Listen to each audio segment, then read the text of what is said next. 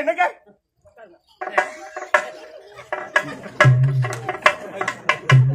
அம்மா நான் தான் சேதா ஐயோ பார்த்தேன் என்ன பார்த்தேன் கடவுளே என் கூலிங் கிளாஸ் கண்ணாடி என் ஆயத்தம் போச்சா கழித்துல எத்தனை கருத்து கட்டி தெரியுமா கடவுளே என்ன என்ன பாவால சாமியார் ஆக்கிட்டு இருக்கிறான் என்ன ஆபீஸுக்கு வந்த இந்த நிலைமை தானா மேடம் மேடம்